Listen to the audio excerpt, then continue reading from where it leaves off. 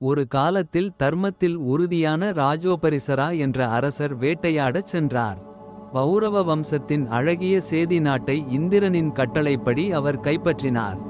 ஆயுதங்களை கைவிட்டு தவத்தில் ஈடுபட்டிருந்த அவரை இந்திரனே நேரில் வந்து, நீ தவம் செய்ய தகுதியற்றவன், ஆட்சி செய் என்று சமாதானம் செய்து திருப்பினார்.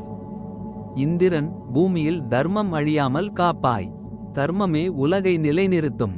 நீயும் தர்மத்துடன் இருந்தால் புண்ணிய உலகை அடைவாய். எனக்கு நண்பனாய் பூமியில் ஒரு நல்ல இடத்தை தேர்ந்தெடு.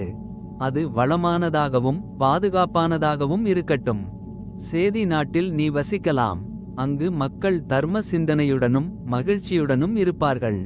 பொய் பேச மாட்டார்கள், ஒற்றுமையாய் வாழ்வார்கள். விவசாயம் செழிக்கும், எல்லா வர்ணத்தவரும் தர்மப்படி நடப்பார்கள். உனக்கு தெரியாதது மூவுலகிலும் இல்லை.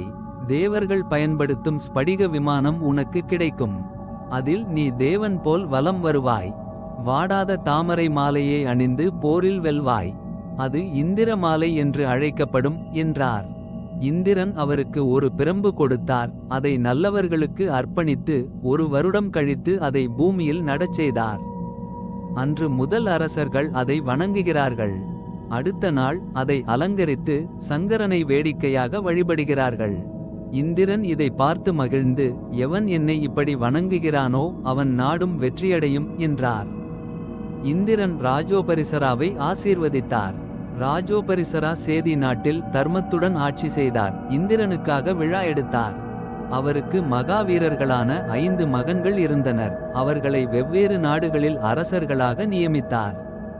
அவர்கள் மகாரதா, பிரதிக்கிரகா, குச்சாம்பா, மச்சில்லா, யது மற்றும் அபராஜிதா.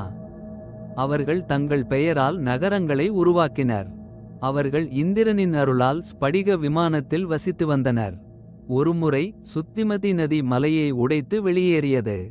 மலையும் நதியும் இணைந்து ஒரு குழந்தையை பெற்றனர். நதி அந்த குழந்தையை அரசனிடம் கொடுத்தது.